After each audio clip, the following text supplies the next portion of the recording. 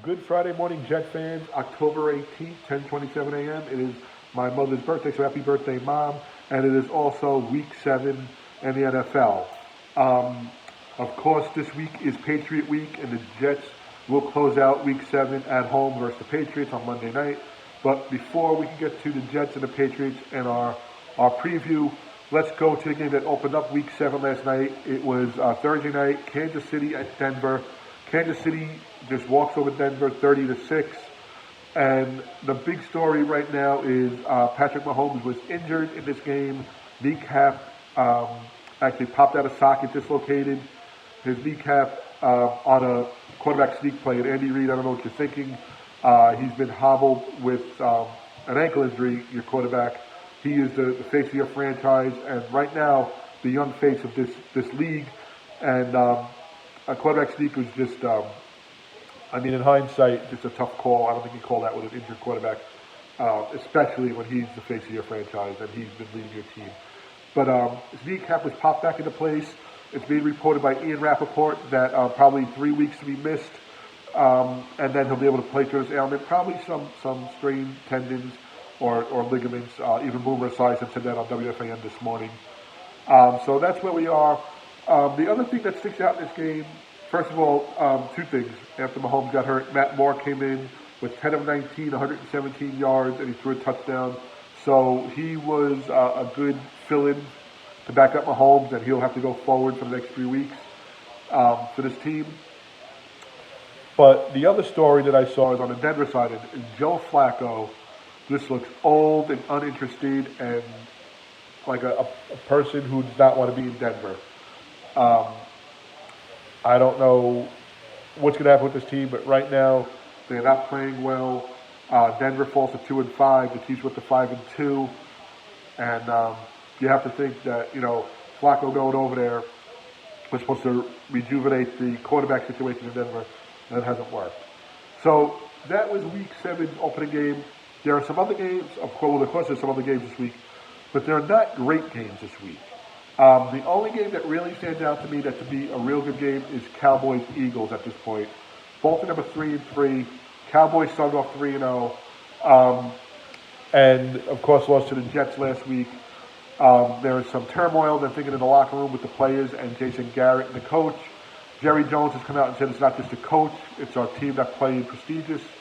Of course, Prescott, the quarterback, is looking for like a $40 million deal, and the performances are just not there.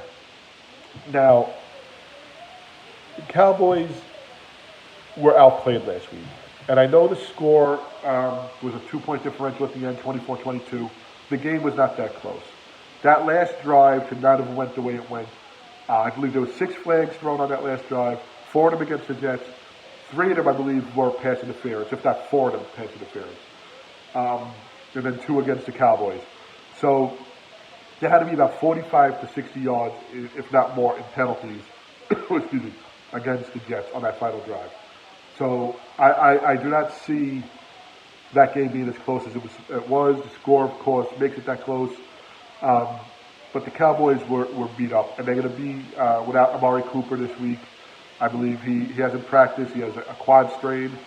So they have their work cut out for them going back home to Jerryland. The Eagles gave them some bulletin board material saying that the coach saying that they're going to go down to Dallas and beat them and win the game. And you got to think, does that fire up the Cowboys? Well, at 0-3, at 3-0 and then going to 3-3, something has to fire you up. And this team is being built to make a run. They had some bad breaks, have some injuries, but they are in the thick of it in the NFC East.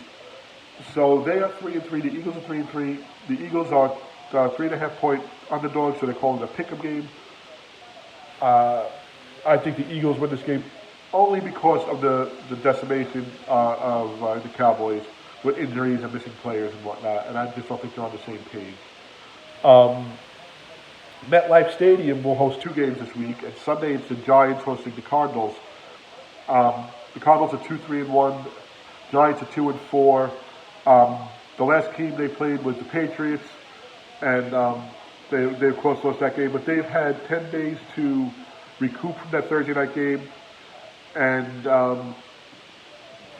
I think they win. I think they win at home. I think Daniel Jones gets his act together this week. Kyler Murray, I think, could be good, but I think the Giant defense will be able to handle him this week. I think the Giants win. Now, this is a big game for the NFC East. Cowboys, Eagles are 3-3. They're facing each other. So somebody will be 4-3, somebody will be 3-4. The Giants are 2-4. With a win, they could be 3-4 and tied with either the Cowboys or the Eagles, and kind of pull away from the Redskins, who are 1-5 and beat the Dolphins last week. So this is a huge game for the Giants if they want to stay in the thick of the NFC East race and in the NFC wild card. But I think to win the East, they got to win this game, and they'll face the Cowboys and the Eagles and the Redskins again, and take it from there. So this is a big game for the NFC East right here. The two games. The Redskins game, they play the 49ers. 49ers are 5-0, 10.5 favorites in Washington, and I think the 49ers beat up Washington. Maybe not by 10.5, but they win. And that's it. The Packers play the Raiders in Lambeau. Of course, the Packers got that favorable call last week. They're 5-1. The Lions host the Vikings. They're 2-2. The Vikings are 4-2. Lions going to see want to be out for redemption and try to get this win. Last week, that call late in the game basically set up the field goal. I'm not saying Aaron Rodgers went downfield to score, but that penalty was huge. So that brings us to Jets-Patriots Monday night. The Patriots are 6-0. They're coming off an 11-day time off. They played Thursday night on the 10th of October. They beat the Giants in New England. But that game, again, wasn't as close as it was made out to be. The Giants were close early on, and then Patriots just pulled away from them. If there's ever a time the Patriots are at a place to be taken, it's right now. I'm not saying the Jets could do it. They are 10.5-point underdogs at home. But the Patriots have some injuries. I believe Josh Gordon had an injury last week to his leg in the Giant game. I'm not sure what his status is right now. The Jets get back Chris Herndon. They get back C.J. Mosley, who said that he would play, on Monday night.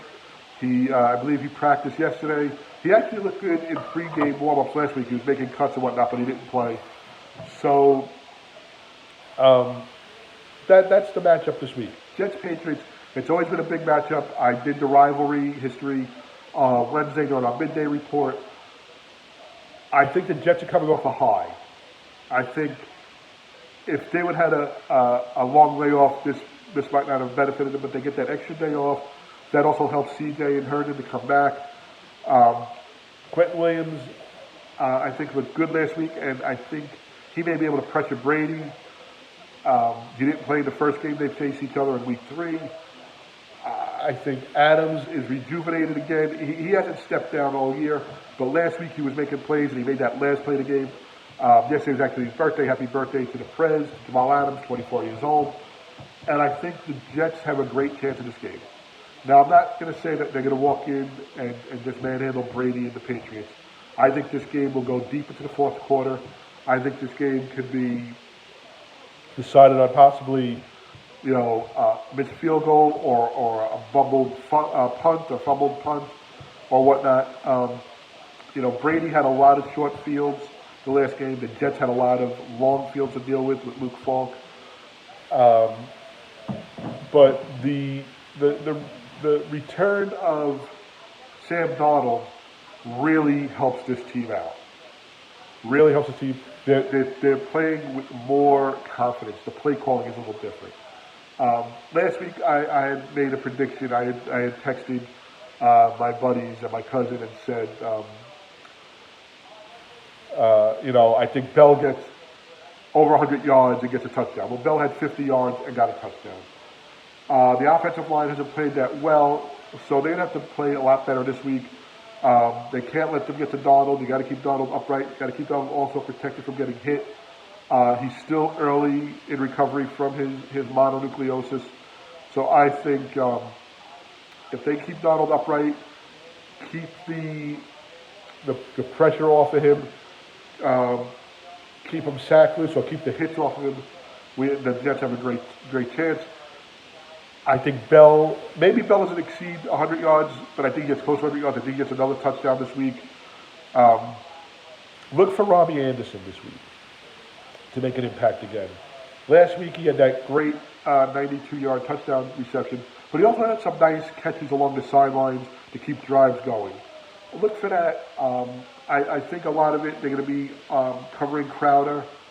And then you have Herndon coming in, and that's another wrinkle now. That's another weapon. And Donald said with Herndon coming back, their offense will be unstoppable. Donald has never really been boisterous about how good the team could be. In preseason or in camp, he said how good he thinks this team could be. He's never really went out there and pounded his chest. He's not that kind of guy. He's a very laid-back, humble young man. For him to say that, you can see his confidence is there. Last week he made just about every pass he needed to make. Some came up short. He was under pressure. But I think he has a good shot this week of playing good ball. And I think it starts with field position. I think it starts on the defensive side of the ball for the Jets. And I think they're going to be set for this. Greg Williams, I believe, is going to write up a defensive plan that will keep Brady on his toes. Keep him running, keep him under pressure. And Brady under pressure can crack. We've seen it in the past. We've seen it in games that the Jets have played them and beat them. We've seen it in games, the Giants in the Super Bowl twice. They kept hitting Brady. Even if they didn't sack him, they hit him. The Philadelphia Eagles, they hit him in the Super Bowl, and he was shaken up, and his mindset is not there. The Patriots, on the other hand, they have 10 days off. It can hurt them. It can help them. With Bill Belichick, it always helps. He always has that extra time to prepare.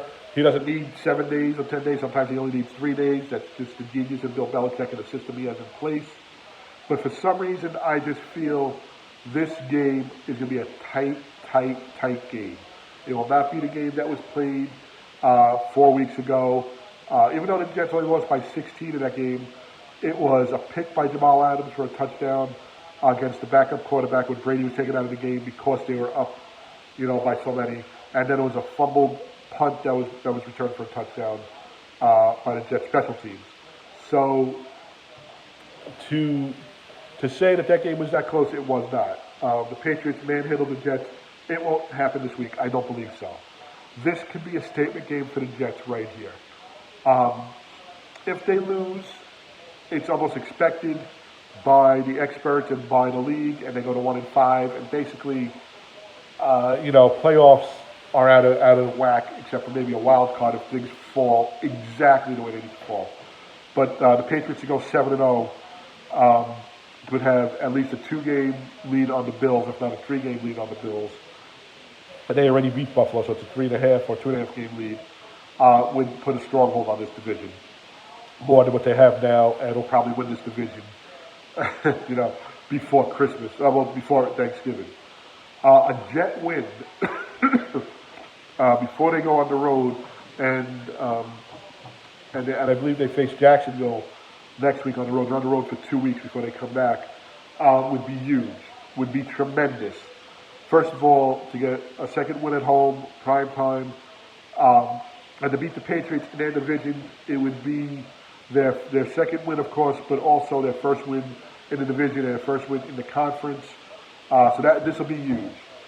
Again, I think the offense will do well, but I think Greg Williams' defense is going to have a plan this week to really rattle Brady.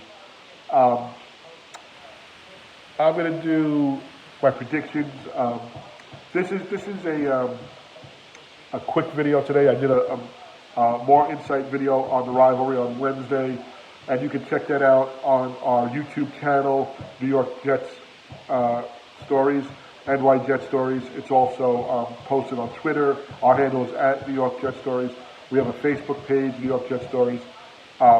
Please check us out, subscribe to the channel, give us your comments, your thoughts, your critique, your predictions, what you do for game day, and your stories as a fan. This is a site and a video, and hopefully pretty soon a podcast for the fans. It's a story for the fans, by the fans, and from the fans. So, Jets Patriots, my heart of hearts say the Jets win 22-17. In my head, I think it's a lot closer, and I don't think the Jets exceed more than 22 points. So I think I'm going to go with 21-20 Jets win. And I think they hold off a late comeback on the Patriots. I think the Jets get an early lead. I think the Patriots battle back, but they can never get ahead. The Jets need to play ahead in this game. They need to play with a lead. Last week, they had the lead throughout the whole game. And it's something that they held on to, of course, to the end. So that's my prediction. Jets win, like I said, very close game. They cover the spread big time, the Jets. And I think they go to 2-4. I think the Patriots drop to 6-1, but still have a stronghold in this division. So that's where we are today, Week 7 in the NFL.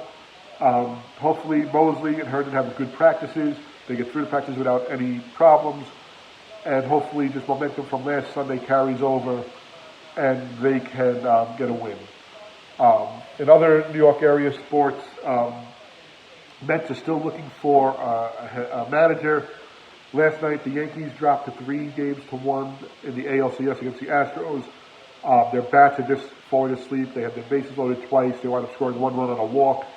And sadly, CC Sabathia, his career probably came to an end last night when he had an injury to his shoulder when he came in on a relief appearance late in the game. So good luck to CC, and thank you for your help in bringing home some championships. Also, the Devils beat the Rangers in the Prudential Center. The Islanders played last night. I don't know if they won. I believe the Islanders won last night. So basketball's coming up soon. It looks like maybe the end of baseball season. But right here, we're Week 7. We're almost halfway through the season, if you can believe that. And it's Jets Patriots. So go Jets, and talk soon.